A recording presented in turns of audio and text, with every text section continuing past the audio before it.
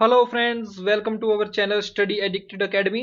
My name is Umesh और इस video में हम डिस्कस करने जा रहे हैं हिमाचल प्रदेश जनरल नॉलेज से related important multiple choice questions जो कि स्पेशली प्रिपेयर किए गए हैं फॉर एचपीपीएससी, एचपीएस, एचपीएसएससी, नायब तहसीलदार, allied services and other state level examinations. और अगर आप चाहते हैं कि मैं इस टेस्ट सीरीज को जो है कंटिन्यू रखूं तो आप हमारी वीडियोस को जो है ज्यादा लाइक, सब्सक्राइब और शेयर कीजिए। This is a part 13th of this series और सो फार 120 वैल्यूएबल क्वेश्चन जो है हिमाचल प्रदेश जनरल नॉलेज से रिलेटेड हम डिस्कस कर चुके हैं।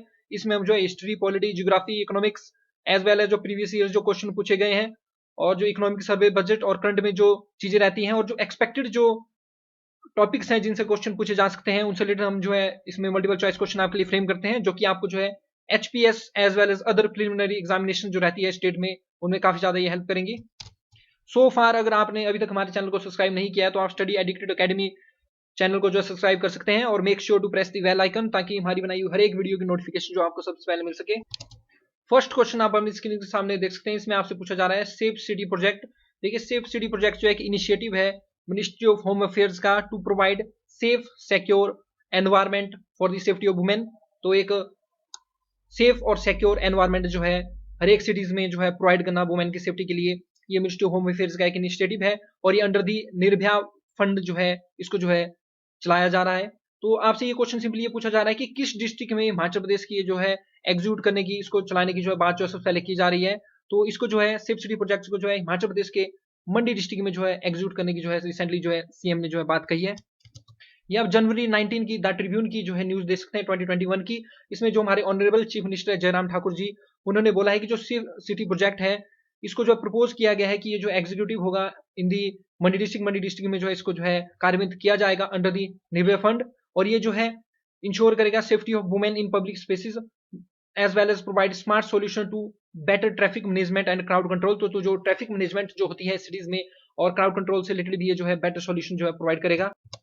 और देखिए, सीएम साहब ने ये भी बताया जो फंडिंग पैटर्न जो सेंटर से हमारी स्टेट के लिए होगा इट इज 90:10, यानी कि 90% फंडिंग इसकी सेंटर करेगी और 10% फंडिंग हमारी भारत सरकार जो करेगी।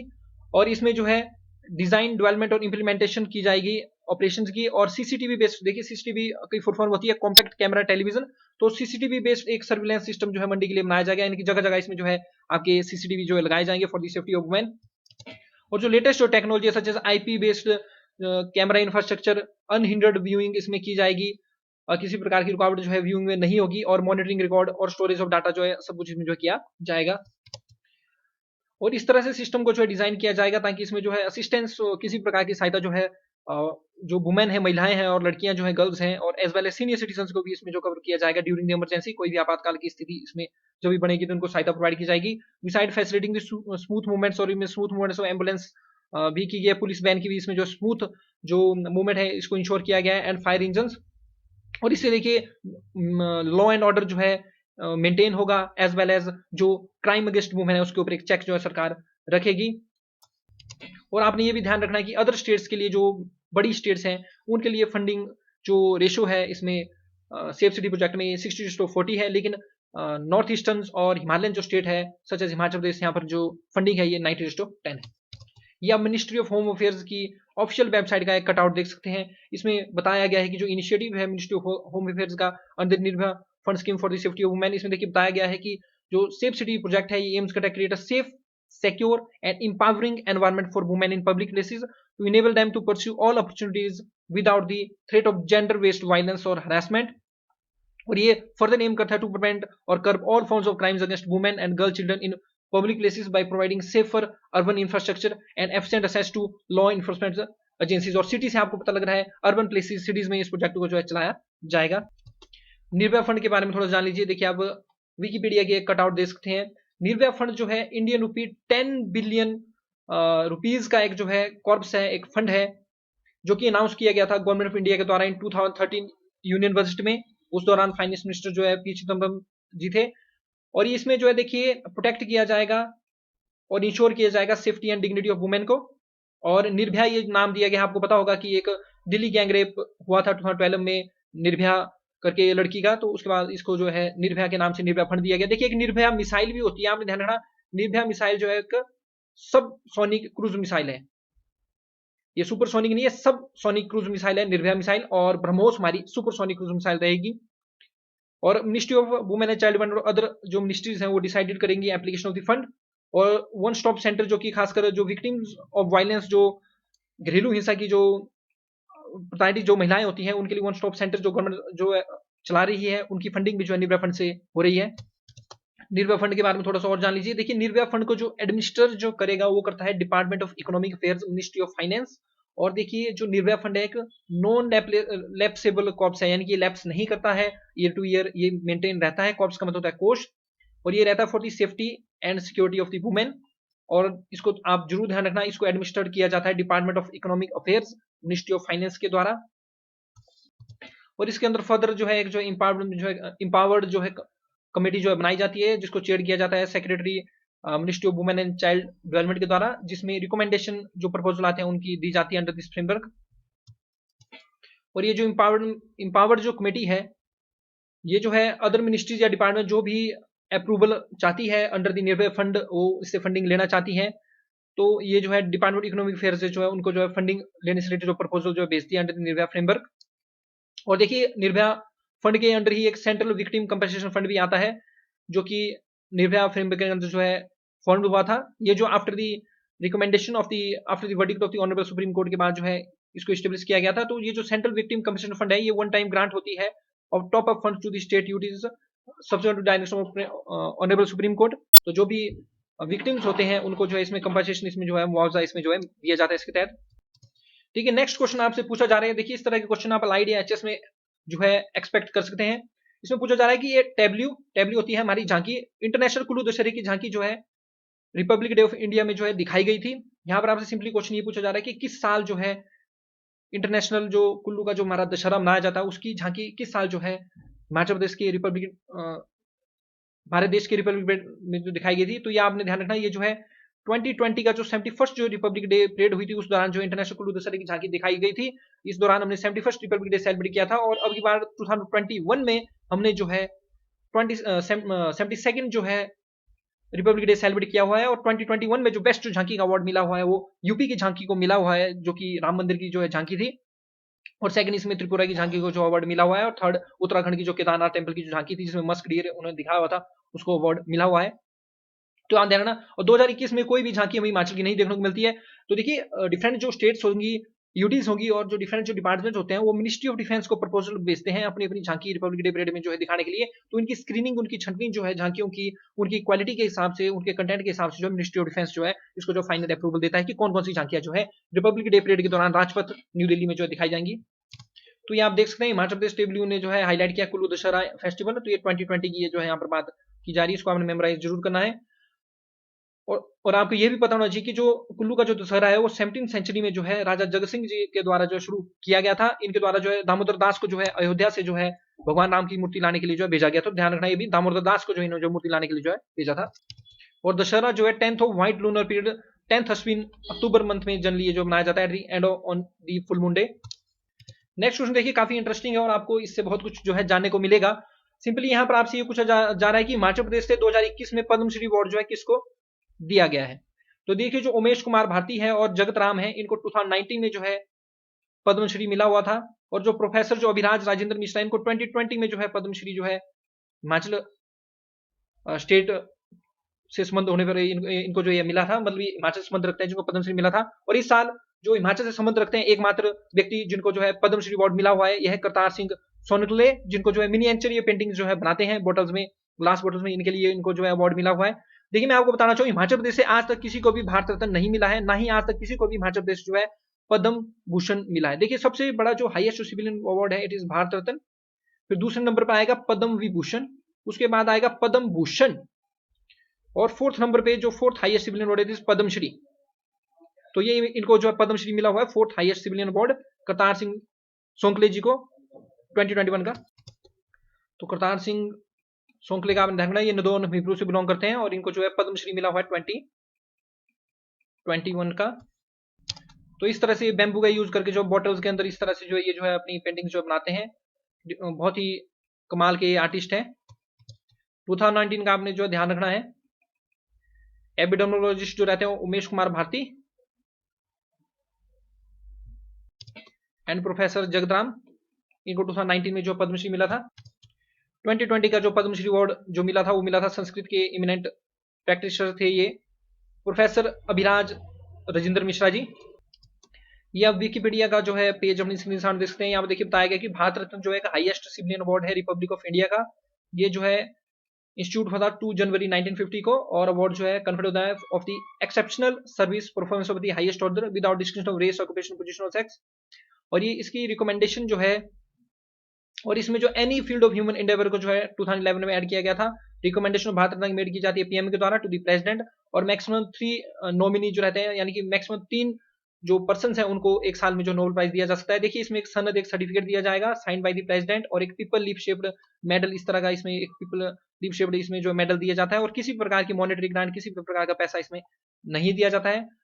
और भारत रत्न जो रैंक 7th करता है इंडियन ऑर्डर ऑफ प्रेसिडेंस और फर्स्ट जो रिसिपिएंट्स जो थे भारत रत्न के ये थे हमारे first governor general of dominion India जो कि इंडियन थे C Rajagopalachari, second president and first vice president of India Sarvepalli Radhakrishnan ji और नोबेल प्राइज लोडेड जो थे सीवी रमन। इन 3 पर्सनैलिटीज को 1954 में जो है भारत रत्न जो है दिया गया था।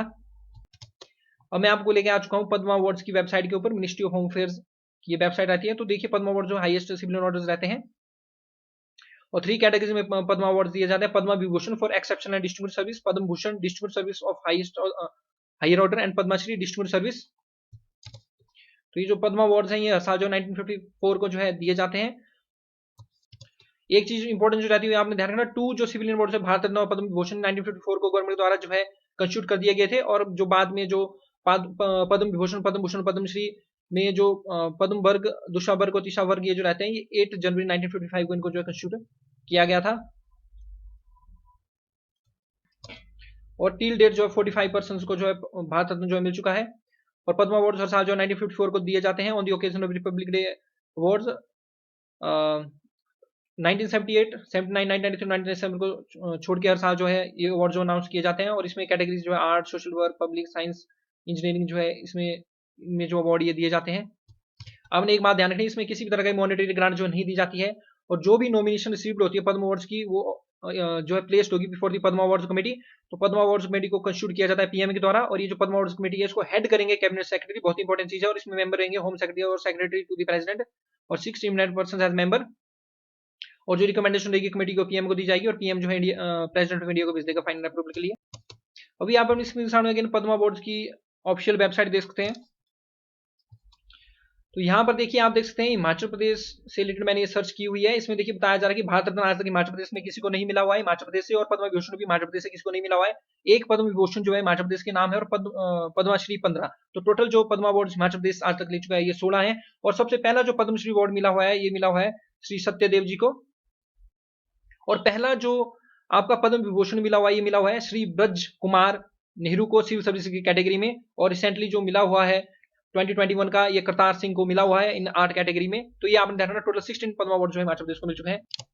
नेक्स्ट क्वेश्चन ये जो एचपी अलाइड सर्विसेज 2018 के ये क्वेश्चन मैं आपसे सीरीज में जो है डिस्कस करूंगा।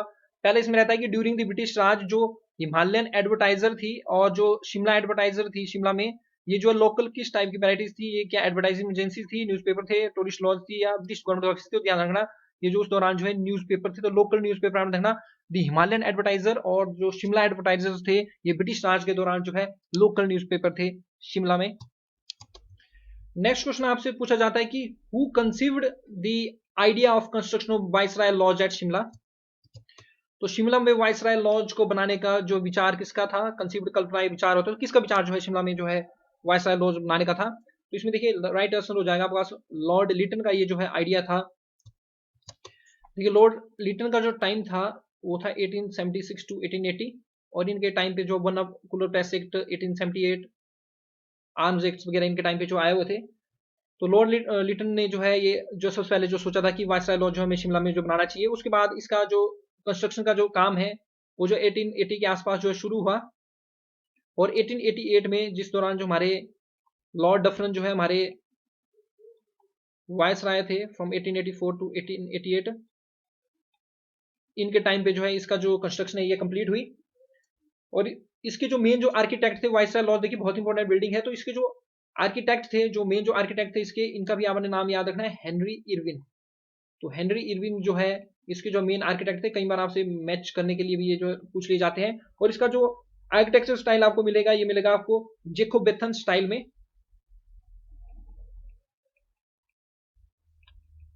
जैकोबेथन जो है इसका जो है आर्किटेक्चर स्टाइल आपको जो है देखने को मिलेगा। और इसकी कंस्ट्रक्शन कंप्लीट हुई थी 1988 में। और 1945 में जो इंडिया की पार्टीशन का जो डिसीजन लिया गया कि इंडिया को जो दो डोमिनियंस में डिवाइड कर दिया जाएगा, इंडिया और पाकिस्तान, वो इसी बिल्डिंग से लिया गया था, वायसराय लॉज से। तो बहुत इंपॉर्टेंट जो है ये बिल्डिंग रहती है। बाद में इंडिपेंडेंस के बाद जो है वायसराय लॉज जो है आपके राष्ट्रपति भवन जो बन गया, लेकिन डॉक्टर सर्वपल्ली राधाकृष्णन जी के द्वारा जो इसको जो है फिर Indian institute of advance studies को जो है इसको दे लिया गया। तो इन प्रेजेंट जो हम बिल्डिंग देखते हैं Indian institute of advance studies की शिमला में, वो पहले वायसराय लॉज था, बाद में राष्ट्रपति भवन बना, और बाद में वो जो है Indian institute of advance studies को ये जो है बिल्डिंग दे दी गई। इसका आपने ध्यान रखना, आर्किटेक्चर स्टाइल जैकोबेथन स्टाइल है। हेनरी इरविन के जो है मेन जो आर्किटेक्ट थे। आइडिया यहाँ पर जो है वायसराय लॉज बनाने का जो है लॉर्ड लिटन का था। कंस्ट्रक्शन कंप्लीट हुई थी लॉर्ड डफरिन के टाइम पे। नेक्स्ट आपसे सिंपल पूछा जा रहा है कि ये जो बुक है हिमाचल प्रदेश एरियन लैंग्वेज, ये किस के द्वारा जो बुक लिखी गई है? या रहे आपके ऑप्शंस, तो राइट आंसर इसमें जो आएगा doctor Y S Parmar ji के द्वारा जो ये बुक लिखी गई है, हिमाचल प्रदेश एरियन लैंग्वेज। इसके साथ साथ Himachal Pradesh its shape and status, polyandry in the Himalayas, Himachal Pradesh case for statehood, और हिमाचल ईस्ट प्रॉपर्टी शेप एंड स्टेटस, ये बुक्स भी doctor Y S Parmar ji के द्वारा जो लिखी गई है। और बहुत इंपॉर्टेंट बुक्स इनकी रहती है, polyandry in the Himalayas. Next question पूछा जा रहा है कि कौन सा इंडस्ट्रियल एरिया जो है हमारे राज्य का रहता है जिसने सबसे पहले जो है ग्रीन फ्यूल यूज करना शुरू कर दिया है? तो ये जो है रहे आपके ऑप्शंस। तो इसमें राइट आंसर हो जाएगा ताहिलवाल एरिया जो रहता है उन्ना का। ये फर्स्ट इंडस्ट्रियल एरिया है हमारी स्टेट का जहां पर ग्रीन फ्यूल का यूज किया जा रहा है। और ध्यान रखना, क्वेश्चन बार बार रिपीट होते हैं एचपीपीएससी में, तो make sure to remember these questions. Next question आपसे पूछा जा रहा है कि कौन सी सही कॉम्बिनेशन है of ship breeding farms in HP? देखिए, शिप ब्रीडिंग फार्म्स एचपी में आपको मिलेंगे जियोड़ी शिमला में, सरोल चंबा में, ताल हमीरपुर में, और करछम किन्नौर में। तो ये चारों आपने जरूर याद रखने हैं। ये जो है 4 शिप ब्रीडिंग फार्म्स आपको जो है हिमाचल प्रदेश में देखने को मिलेंगे। तो राइट कॉम्बिनेशन हो जाएगी आपका ए। नेक्स्ट क्वेश्चन आपसे पूछा जा रहा है कि with the objective to preserve the Spiti breed of horses, government of HP के द्वारा स्टेब्लिश किया गया हॉर्स ब्रीडिंग फार्मेट। तो ये आपको देखने को मिलेगा लरी इन लाहौल स्पीति में। आपको जो है एक हॉर्स ब्रीडिंग फार्म जो आपको जो है देखने को जो है मिलेगा, लरी इन लाहौल स्पीति। और आपने ध्यान रखना, यहाँ पर जो है चौमूर्थ जो ब्रीड जो रहती है हॉर्स की, इसको प्रिजर्व यहाँ पर जो है किया जा रहा है। तो इस ब्रीड का भी याद रखना, चौमूर्थ जो है ब्रीड है हॉर्स की। और लरी लाहौल स्पीति में आपको horse breeding farm as well as yak breeding farm भी आपको जो है यहीं पर जो है मिलेगा। देखिए, राष्ट्रीय उच्चतर शिक्षा अभियान जो लॉन्च हुआ था 2013 में, और हिमाचल प्रदेश में ये 2013 से इंप्लीमेंट है। 2013 के सेशन से रूसा सिस्टम से जो है हमारे जो यूजी कोर्सेज हैं वो हो रहे हैं यूनिवर्सिटीज के, यूजी और पीजी कोर्सेज जो भी हैं। तो इसमें जो फंडिंग पैटर्न है, देखिए हिमाचल प्रदेश के लिए ज्यादातर जो फंडिंग पैटर्न आपको देखने को मिलेगा, ये मिलेगा 90:10 में। तो ऐसे सिंपल क्वेश्चन आप गलत करके मत आ जाना। और जो जनरल कैटेगरी जो स्टेट है उनके लिए जो फंडिंग है रूसा के तहत वो है 60:40। और जो यूटीज है, जो यूनियन टेरिटरीज है, वहां पर ऑफकोर्स है कि 100% फंडिंग जो है यहाँ पर जो है सेंट्रल गवर्नमेंट करेगी। तो ध्यान रखना, हिमाचल के लिए फंडिंग है 90:10। So that's the end of this video friends. अगर आपको सीरीज पसंद आ रही है, आप चाहते हैं कि मैं इसको कंटिन्यू रखूं, तो आप मेरे चैनल को ज्यादा से ज्यादा लाइक सब्सक्राइब और शेयर कीजिए, दूसरों को शेयर कीजिए, because we rise by lifting others. ज्यादा ज्यादा जो है डिस्कशन कीजिए, कोई भी टॉपिक है उसको डिस्कस कीजिए। और अगर आपको सक्सेस मिल रही है तो बहुत अच्छी बात है, और अगर नहीं भी मिल रही है तो भी आप जो है बार बार जो प्रैक्टिस कीजिए, अपने एक पॉजिटिव जो है एटीट्यूड रखिए और अपनी स्ट्रेटजी खुद बनाइए, बिकॉज आपसे बेहतर आपको कोई नहीं जानता है। और आजकल हम जो है टॉपर्स के इंटरव्यू भी डाल रहे हैं ताकि आपको उनसे भी हेल्प मिले। लेकिन टॉपर्स के इंटरव्यू सुन के कंफ्यूज मत हो जाना, क्योंकि कोई भी एडवांस बुक होती है उसमें ऑथर ने कोशिश की होती है कि वो हर एक चीज जो है कवर करे। आप जो है डिफरेंट बुक्स कंसल्ट कीजिए, लेकिन जिसकी लैंग्वेज आपको सबसे अच्छी लगे उसके ऊपर फोकस कीजिए, और जिन सब्जेक्ट्स में आप जो है वीक है उसके उनके ऊपर जो ज्यादा फोकस जो आप रखिए, और मेंस ओरिएंटेड जो है अपनी स्टडी को जो है रखिए। Thanks very much for listening. जय हिंद, जय भारत, जय हिमाचल।